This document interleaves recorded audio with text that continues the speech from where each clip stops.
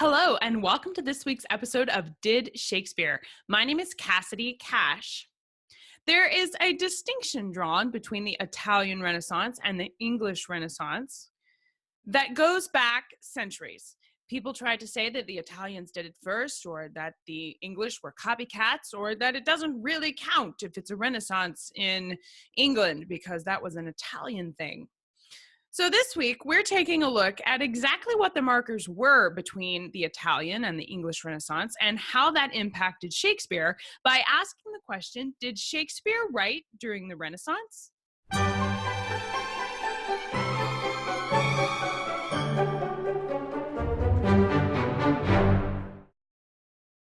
Like much of history and much of Shakespeare's life, it all comes down to your opinion of the facts. In my opinion, yes, Shakespeare was writing during the height of the Renaissance. But let's take a look at exactly what the definitions are for this time period. The official Renaissance, in historical terms, started during the 14th century in Italy. So the Italians did technically do it first. The Renaissance, in terms of the mindset and the markers that encompass what we think of as Renaissance thought, this movement didn't reach England until the 15th century.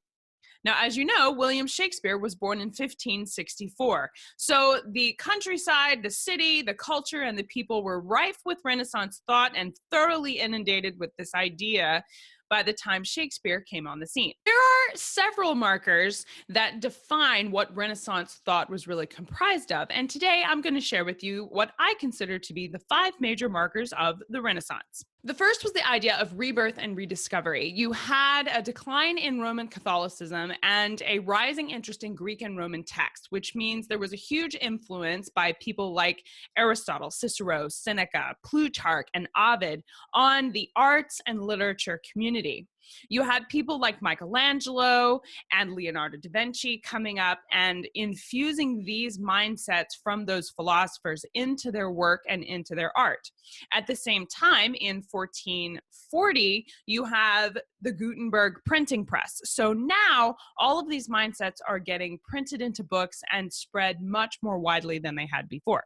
Second concept is that of humanism. It focused on the potential value and goodness of human beings and sought out human ways to solve problems as opposed to attributing everything to the supernatural. It also focused on a shift sort of away from theological or religious texts and more focus on Greek and Roman literature and philosophy, which meant there was a lot of focus on what's called the humanities. Things like art and drama, history and poetry were all brought in as valuable things to study. And as we mentioned, now that textbooks are being printed thanks to the printing press, students are being taught to memorize snippets of various literature and to argue rhetorically and develop an elegant writing style. Famously, one of Erasmus's textbooks from 1512 included several hundred ways for a student to say, "Thank you for your letter." So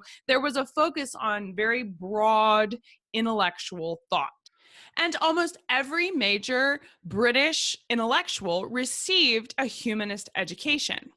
People like Shakespeare and Marlowe were trained in this thought process, and they had a very strong background in history, literature, Greek, and Roman thought. There's a lot of Plutarch's works that are considered source material for Shakespeare's The Tempest, and then you've got the Comedy of Errors, which is thought to have been based on a Greek drama by Plautus. And then Hamlet includes an entire section based on Virgil's Aeneid. Shakespeare even mentions Ovid twice in his works. Once in As You Like It, he says, "I am here with thee and thy goats as the most capricious poet, honest Ovid, was among the Goths." And then later in Taming of the Shrew, Tranio embodies the Renaissance mindset when he says, "Only good master, while we do admire this virtue and this moral discipline, let's be no Stoics nor stocks, I pray, or so devote to Aristotle's checks, as Ovid be an outcast quite abjured. Balk logic with acquaintance that you have, and practice rhetoric in your common talk.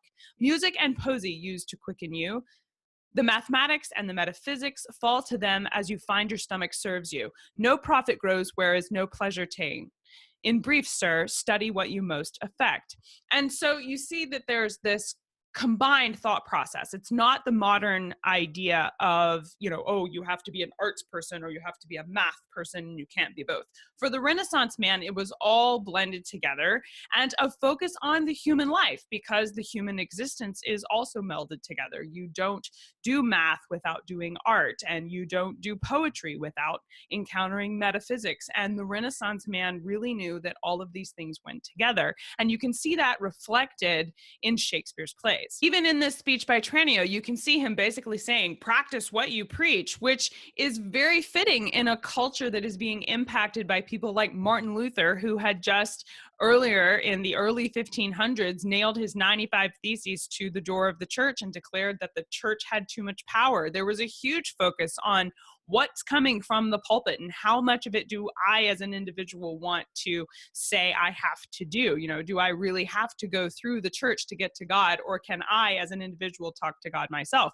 These were the questions Martin Luther was raising, and they were powerful questions. One of his latest books was published as late as 1566. It was called Table Talk, and Shakespeare was 2 years old when this came out. It's entirely possible that Martin Luther's books and works and mindsets were not only read in school, but discussed as part of the culture. And then, of course, reading and discussing what was being read was part of the adult culture after education anyway. There were entire churches whose churchyard were filled with books every week, and it's thought that William Shakespeare himself frequented here and picked up books and read them. And so this idea of being educated and discussing thought and deciding what you as an individual want to think was all about Renaissance culture. Since we're talking about Martin Luther, the third aspect of Renaissance mindset was the Reformation. Martin Luther was kind of a rogue German friar. He decided that he didn't think the teachings from the church were correct, and he stood up and took a stand against them. And he said, here's 95 ways I think this is wrong. And they were called his 95 Theses. He nailed them famously to the door of the Catholic Church and started what was known as the Protestant Reformation. It was called the Protestant Reformation retroactively, but it comes from the idea of protest. He was protesting the teachings of the church, and people who agreed with him were Protestants. One central idea of Martin Luther's thought process that impacted people like Shakespeare was the idea that the Bible should be available in the common tongue. Previously to this, it was available only in Latin, and you had to rely on the priest to translate the Bible for you. So you basically had to believe them. When they said the Bible says do this, you had to believe that they were right. And Martin Luther felt that they weren't exactly translating this accurately. So Luther, who was German, published a German version of the Bible in 1534, which was assisted by the growth of the printing press. And it helped usher in other translations in English and French soon thereafter. This being done increased literacy rates. People were learning to read in their own language, and then they were able to read the Bible, and people were reading more in general, which opened them up to a whole new world of education and a new way of thinking. Obviously, the political consequences were extreme, and there was a massive fight between the Protestants and the Catholics in England during this time period. The fourth major aspect of Renaissance thought in England during this time was exploration and new worlds. We've talked about Sir Walter Raleigh on Did Shakespeare before, but it's impossible to understand the European Renaissance without referring to the way its horizons increased, almost its literal horizons, where the edge of the country and its influences stopped was a question, and they were trying to broaden that reach scientifically and geographically. They would take their explorers and send them to find new things. Christopher Columbus landed in the Bahamas in 1492, and throughout the 16th century, major players like Spain and Portugal and England were battling for control of the Americas and the New World, the West Indies, and even around Africa and East Asia. They were going to these places and bringing back spices and cloths and other goods, not to mention the slave trade. And all of this was going on, and you've got these political and religious ideologies coming back to England and impacting the way that people think and causing people to ask a lot of questions. And so part of the Renaissance was learning about new things and not really being sure what to do with what you found. The fifth major thing about Renaissance thought was science was a big deal, and mechanics and metaphysics and the way that things went together. The geographic expansion mirrored scientific discoveries. For example, Copernicus thought that the Earth moved around the sun and not the other way around, as had been thought for centuries.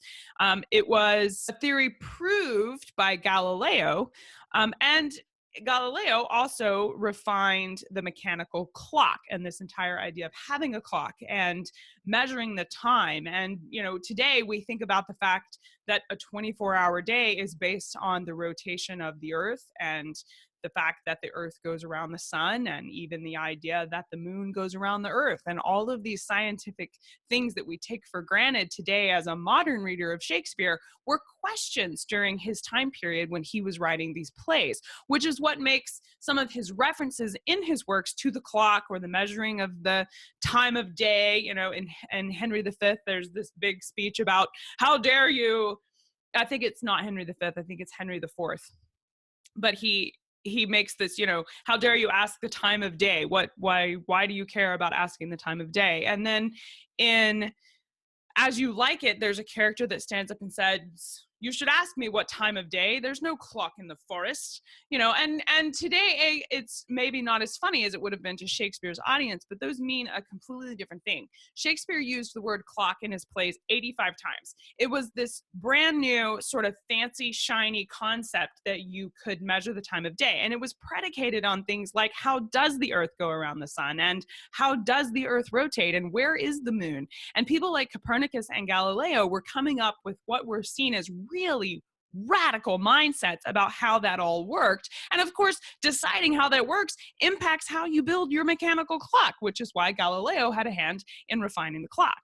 To modern thought, we'd expect someone who's going into the forest the way Orlando was in As You Like It to have, a cell phone with the time on it, or to be wearing a wristwatch at the very least. But those things, those timepieces didn't exist. They didn't have those kinds of things. They had clocks, but it wasn't this normal everyday thing, which means for Shakespeare's audience, the entire idea of the time of day was an excellent source of drama for the stage. Because it was a source of excellent drama for the stage, people like Machiavelli were developing political stagecraft and the whole idea of, hey, we can use this on stage in this way.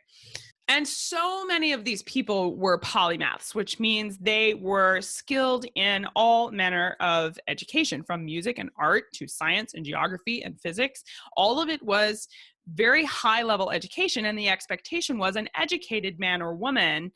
Actually, it's just men in the Renaissance. Women were not expected to be educated. But in modern application of Renaissance thought, anyone who wanted to be educated had to be studied in all of these subjects. You weren't an educated person if you were just really skilled in music but didn't understand physics.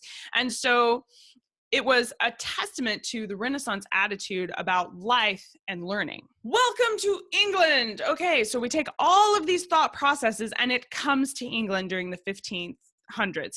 And this is like 2 centuries after it was getting started in Italy. And one of its greatest impacts in England was through its literature and its theater. If there is a big distinction to make between the Italian Renaissance and the English Renaissance, it's probably that the English used Renaissance thought primarily for theater and the written word, whereas the Italians applied Renaissance thought more to sculpture and painting. But as we know from studying Shakespeare and Jonson and Marlowe, they took this Renaissance mindset and they created drama on the stage that was more philosophically and psychologically powerful than anything else going on in Europe. And you see several Renaissance men taking the stage, from Marlowe's Tamburlaine to Shakespeare's Hamlet.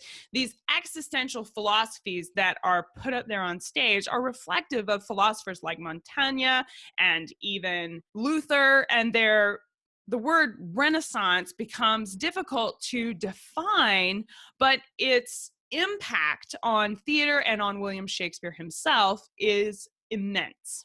So the answer to this week's question is yes. William Shakespeare was writing during the Renaissance, and he is a pillar of an example of Renaissance thought and the change that was going on in England and Europe during this time period. That's it for this week here at Did Shakespeare. I'm Cassidy Cash. I hope you enjoyed this video and that you learned something new about the Bard.